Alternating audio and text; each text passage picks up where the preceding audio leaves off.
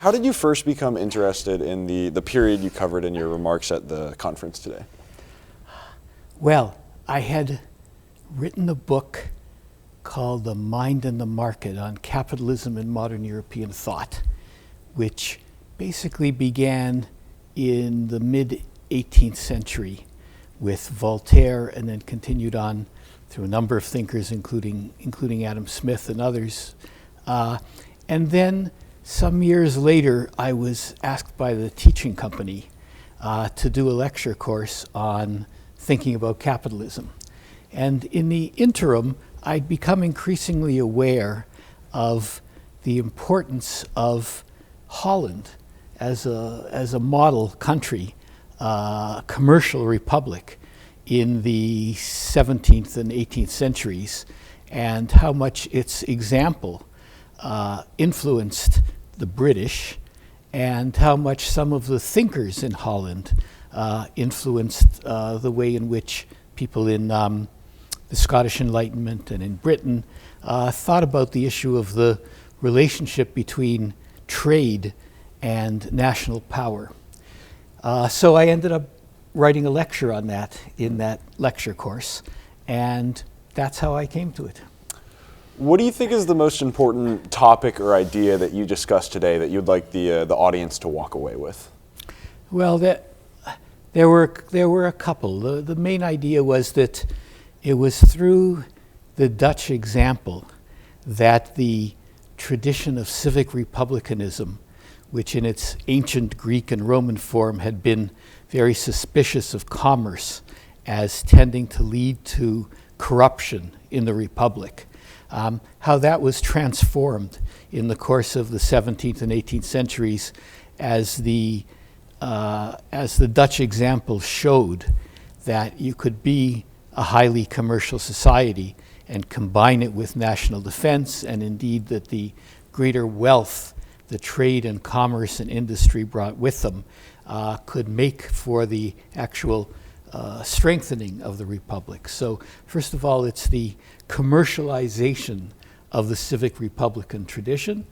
And then the other idea that I really wanted to bring out was that the Dutch example showed, to some people at least, the advantage of religious toleration and allowing the advantages to a country of allowing people of different religious groups, so Calvinists and Lutherans and Catholics and even Jews, to live together, to trade internationally, and how that toleration could be conducive to the strength of the Republic. What do you think is most misunderstood about Holland and the founding fathers in America?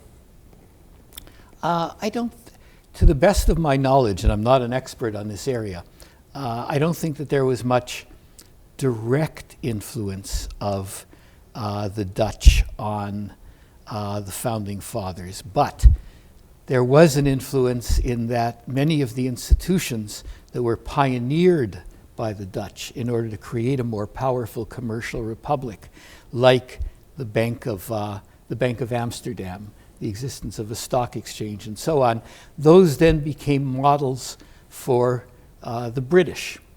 And those British models, in turn, influenced the founding fathers, so that, for example, Alexander Hamilton, one of his priorities in his report on manufactures of 1790 was to have a national bank because he thought it was conducive to commerce and industry and so on. So a lot of the, you might say, the institutions that were pioneered by the Dutch were then adopted and adapted by the British and then served as a model for Hamilton and others of the founding generation. Were there any points or ideas that you didn't get to bring up during the conference that you'd like to expand on now?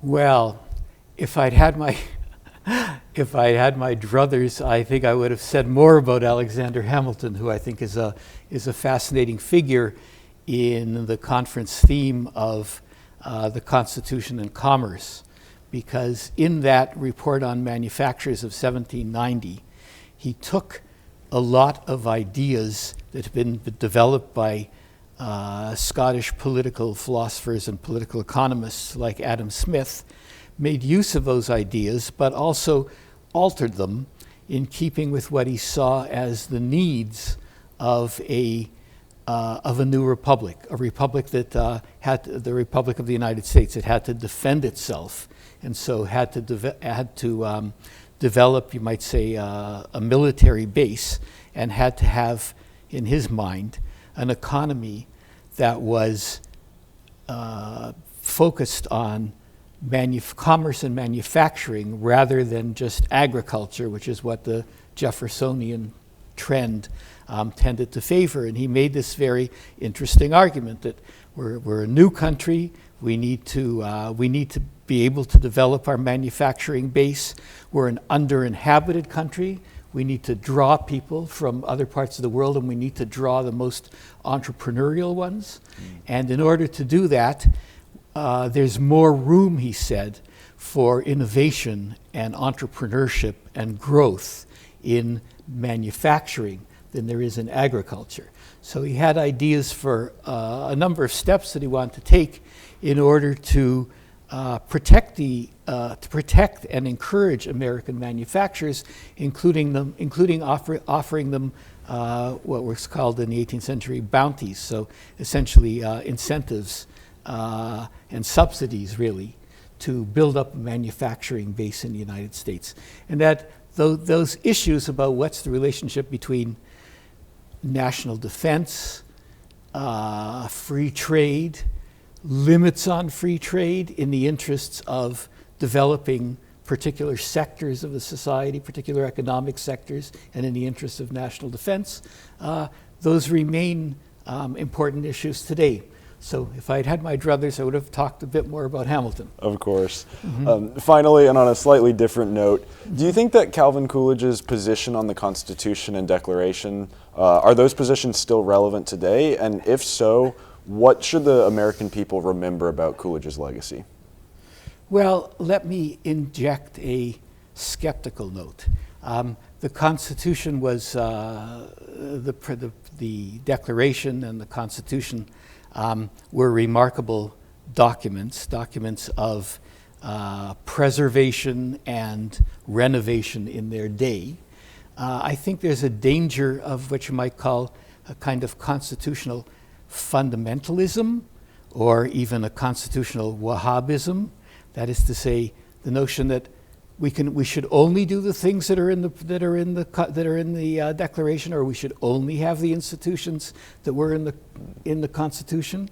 In other words, instead of thinking about how do institutions need to be renovated over time, thinking about going back to some status quo ante from the late 18th century that may be only partially relevant in the 21st century.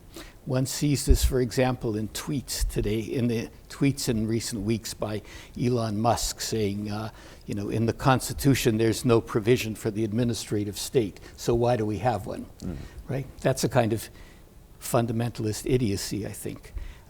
So I think that Coolidge was right to emphasize the importance of the Declaration, but we shouldn't treat it as the last word in public policy.